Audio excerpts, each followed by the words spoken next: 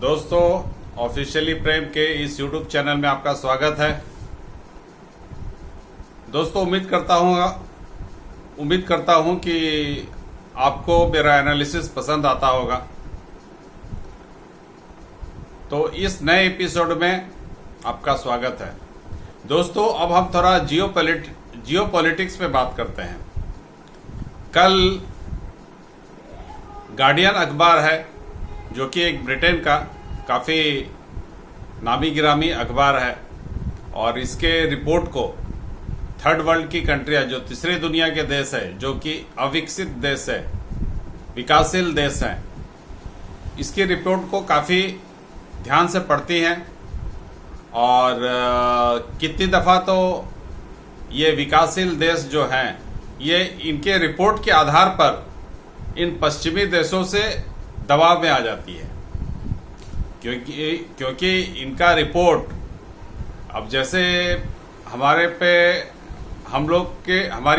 चूंकि हम लोग काफ़ी दिन गुलाम रहे थे, तो हमारी मानसिकता हो गई है कि गोरे कुछ भी कहते हैं तो हम उनको आंख बंद करके मान लेते हैं। लेकिन पिछले 10-15 साल में ये रिवाज बदला है। अब हम गोरों को भी जवाब देते हैं। तो गार्डियन की एक रिपोर्ट आई है जिसका कहना है कि 2020 के बाद से भारत ने अपने जो दुश्मन हैं, जो कि बाहर के देशों में रहते हैं, जैसे कोई पाकिस्तान में रहता है। पाकिस्तान तो उग्रवादियों का एक सुरक्षित पनाहगाह है, आप लोगों को मालूम है। तो जो कि पाकिस्तान में रहता है, या कनाडा में रहता है, या इंग्लैंड में रहता है, या अमेरिका में रहता है, तो भारत के जो भी दुश्मन हैं, तो उनका भारत चुन चुन के खात्मा कर रहा है। ये गार्डियन अखबार का कहना है। उसने एक दो घटना का भी जिक्र किया है। जैसे एक शाहिद लतीफ एक उग्रवादी था, जो कि भारत में कुछ हत्याएं करने के बाद वो पाकिस्तान में छुप के बैठा हुआ था। तो उसको टारगेट करने के लिए भारतीय एजेंसी को काफ़ी दिक्कत हुआ। ये गार्डियन का कहना है, ये मैं नहीं कह रहा हूँ। अब चूंकि उसको मारने में काफ़ी दिक्कतें आ रही थी, तो भारत अपने एक स्लीपर सेल से, जो कि एक अनपढ़ आदमी था, वो अमेज़न के पैकेजिंग वेयरहाउस में काम करता था, उसको भारत ने हायर किया और सियालकोट में वो जब नमाज पढ़ रहा था, उस समय उसका काम तमाम कर दिया गया। बदले में उसको पैसे दिए गए। तो भारत ये 2020 के बाद से इस काम को काफ़ी निपुणता के साथ करते आ रहा है। गार्डियन अखबार का ये भी कहना है कि भारत इसके लिए भारत के जो कॉन्टैक्ट्स हैं, सऊदी अरब में हो गए, चाहे दुबई में हो गए, वहाँ से इन कॉन्टैक्ट्स को इस्तेमाल कर रहा है। क्योंकि काफ़ी पाकिस्तानी दुबई या सऊदीया में रहते हैं, तो वहाँ भारतीय भी रहते हैं। तो दुबई अभी भारतीय खुफिया एजेंसी के जो मेंबरान हैं, उनका एक काफ़ी अच्छा गढ़ बन गया है, अच्छा अड्डा बन गया है कह सकते हैं। और वहाँ से वो पाकिस्तान के लोगों को हायर करते हैं, और पाकिस्तान के लोग तो भिखमंगे हैं ही, भूखे नंगे हैं ही। अगर उनको लाख रुपया भी दे दे कोई, तो किसी का भी कत्ल कर देंगे। तो इस चीज़ का फायदा भारत उठा रहा है, और एक एक करके करीब 20 हत्याएं जो हुई है, पाकिस्तान में हुई है, कनाडा में हुई है, अमेरिका में हुई है, इंग्लैंड में हुई है। तो करीब करीब 20 हत्याओं को भारत के खुफिया एजेंसियों ने अंजाम दिया है। ये गार्डियन अखबार का कहना है। तो ये चालू कब हुआ?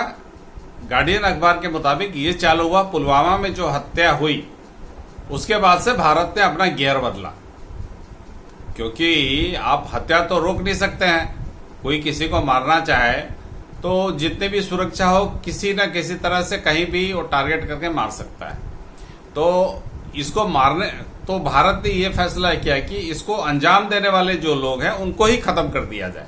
तो भारत ने ये गियर, जैसे गाड़ी चलती है एक नॉर्मल स्पीड में चलती है, फिर जब तेज भगाना हो तो उसको 4 गियर या 5 गियर में डालना पड़ता है। तो उसी हिसाब से भारत ने अपना गियर बदला 2020 में, जब पुलवामा की घटना 2019 में हुई, उसके बाद से भारत ने गियर बदला और अपने जो भारत के दुश्मन हैं, जो भारत में हत्याएं और बम विस्फोट करने के बाद छुप के पाकिस्तान में बैठे हैं, कोई अमेरिका में बैठा है, कोई लंदन में बैठा है, कोई कनाडा में बैठा है, तो छुप के करीब करीब 20 हत्याओं को अंजाम दिया भारत ने। ये गार्डियन अखबार का कहना है। तो लेकिन भारत ने इस चीज को पूरी तरह से नकार दिया है और भारत ने कहा है कि टारगेट किलिंग करना, विदेश में टारगेट किलिंग करना, ये भारत की नीति नहीं है।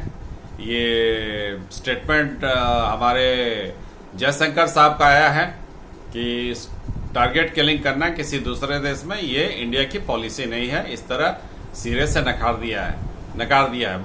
जाहिर है इस चीज को तो कोई भी स्वीकार नहीं करेगा, ना अजीत डोभाल स्वीकार करेंगे, ना प्राइम मिनिस्टर मोदी स्वीकार करेंगे। लेकिन ये घटना चूंकि हो चुका है और ये विदेशी अखबार कह रहा है, ये जो गार्डियन अखबार है, और इस रिपोर्ट को लेकर पाकिस्तान में काफी हाय तौबा मची हुई है और पाकिस्तान के यूट्यूबर कहते हैं कि ऐसा नहीं होना चाहिए, वैसा नहीं होना चाहिए, भारत कैसे किलिंग कर सकता है।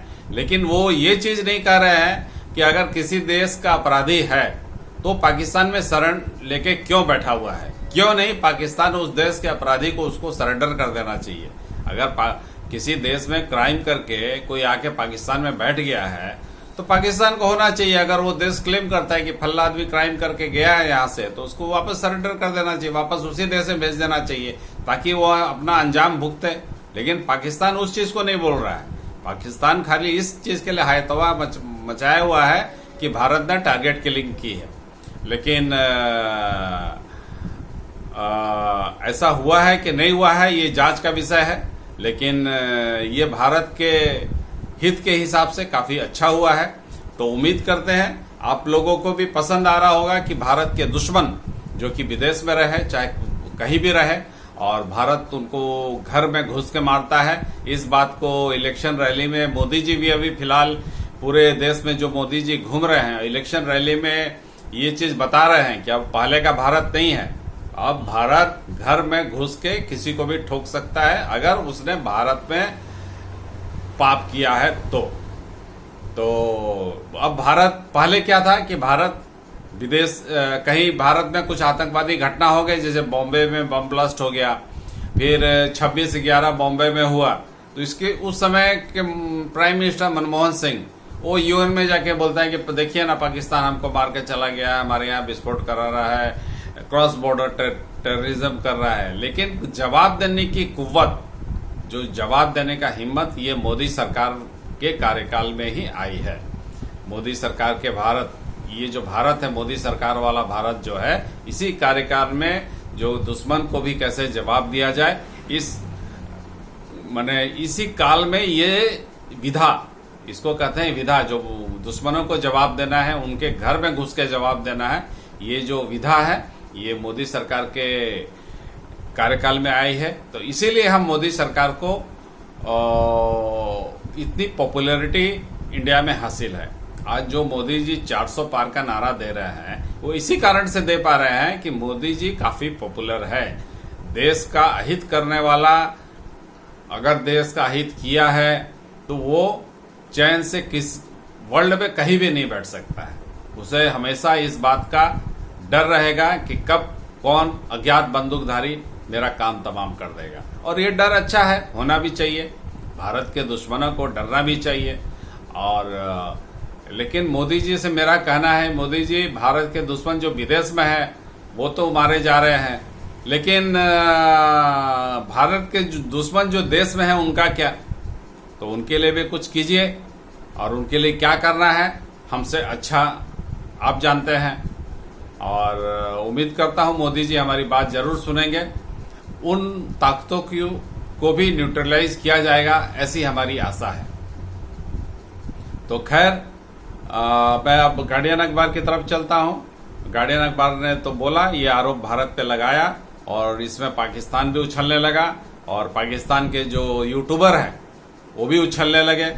वो अपने साइड लेके बोलने लगे कि भारत इतना ताकतवर हो गया है कि अपनी मनमानी कर रहा है, ऐसा कर रहा है, वैसा कर रहा है। लेकिन इस बात के लिए वो नहीं बोल रहे हैं कि जो पाप उन्होंने इंडिया में किया है उस पाप की सजा तो उन्हें भुगतनी ही होगी। तो फिलहाल दोस्तों इतना ही, और इसी से हम कह सकते हैं कि भारत अब किसी के पास गिड़गिड़ाने के लिए नहीं जाने वाला है। और भारत इस मामले में भी जैसे हर क्षेत्र में भारत आत्मनिर्भर बनता जा रहा है। पहले डिफेंस के क्षेत्र में मोदी जी ने भारत को आत्मनिर्भर बनाया, अब भारत के दुश्मन को न्यूट्रलाइज करने में भी मोदी जी ने भारत को आत्मनिर्भर बनाया। तो हम ऐसे प्रधानमंत्री पर गर्व करते हैं और आशा करते हैं कि मोदी जी का कार्यकाल लंबा हो, ताकि उनके द्वारा देश की सेवा हो सके, देश मजबूत बन सके, देश विश्वगुरु बन सके। फिलहाल ऐसी आशा के साथ मैं ये एपिसोड समाप्त करता हूँ। उम्मीद करता हूँ मेरा एनालिसिस आपको पसंद आया होगा। धन्यवाद दोस्तों। जय श्री राम। भारत माता की जय।